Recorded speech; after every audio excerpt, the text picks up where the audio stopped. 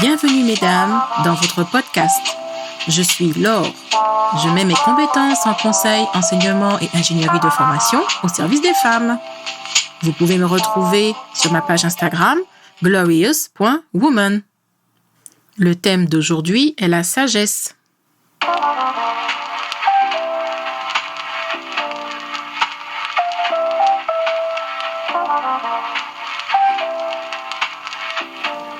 La sagesse se définit comme la connaissance du vrai et du bien fondé sur la raison et l'expérience. C'est la juste connaissance et l'appréciation des choses, c'est-à-dire le discernement. Dans la religion, certaines personnes disent que la sagesse vient de Dieu et qu'elle sert de conduite à nos comportements en vue de faire le bien. Grâce à la sagesse, nous pouvons faire preuve de bon sens et ainsi donner des conseils à notre entourage. Nous pouvons aussi nous exprimer sous forme de proverbes ou d'adages. La sagesse, c'est la prudence, c'est la prévoyance, un comportement plein de modération. Elle fait de nous des personnes dociles, calmes et tranquilles. La sagesse est un espace où l'on croit et on grandit mentalement. C'est aussi une qualité très positive que l'on croit bien de mentionner lorsqu'une bonne décision est prise par quelqu'un. On dit bien, dans sa grande sagesse, il a décidé que. Avec l'âge, on est censé être plus sage, car on a une meilleure connaissance de soi. La sagesse est très importante pour prendre du recul et comprendre le monde dans lequel nous vivons. Un enfant est considéré comme sage s'il obéit à l'éducation de ses parents, mais aussi à l'éducation de la société, par exemple l'école.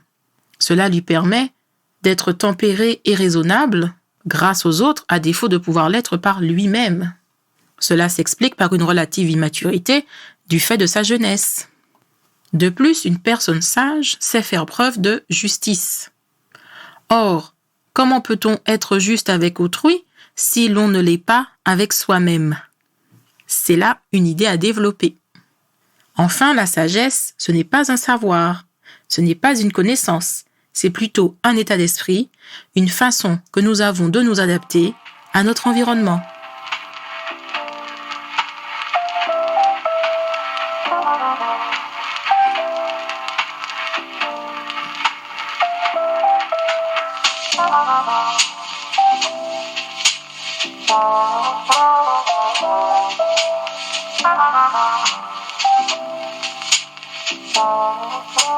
En somme, lorsqu'on est sage, on sait prendre soin de soi et prendre soin des autres. On ne se compare pas à eux, on les respecte et on ferait preuve de beaucoup de réflexion pour comprendre notre propre fonctionnement et faire preuve de patience et bienveillance envers les autres. Quelquefois, nos émotions et nos affects sont si brutaux qu'il nous faut prendre du recul pour les comprendre. Eh bien, la sagesse peut nous y aider. Bien sûr, toujours sans verser dans le narcissisme, car dans le développement personnel, on prend soin de soi, mais on est aussi bienveillant avec les autres. Eh bien, je suis tombée en faisant les recherches pour ce podcast sur une citation de Franz Kafka qui dit que la croissance de l'homme ne s'effectue pas du bas vers le haut, mais de l'intérieur vers l'extérieur. Quelle belle phrase pour expliquer qu'on doit d'abord être sage avec soi-même avant de pouvoir espérer être sage avec notre voisin. La communication est un facteur très utile lorsqu'on cherche à développer sa sagesse. En effet, la communication informative est utile, mais pas uniquement. Il y a aussi la communication affective, par exemple. Elle permet de s'élever et de se comprendre, de s'éveiller, mais aussi de s'informer. Cependant, attention, la personne sage et gentille ne va pas dire oui à tout. Bien au contraire, elle s'affirme avec bienveillance. Elle s'assume, mais sans blesser personne.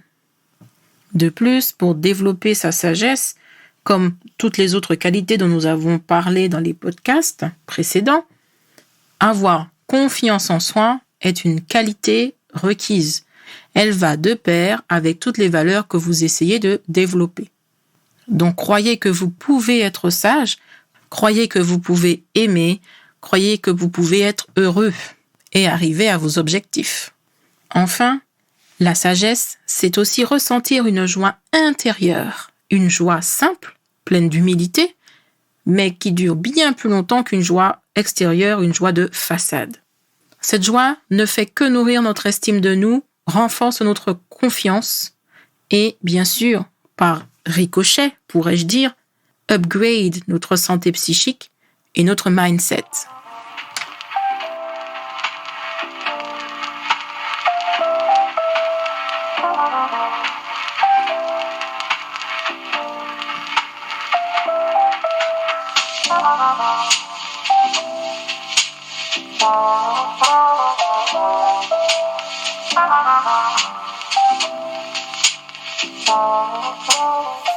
J'espère que vous avez apprécié ce podcast.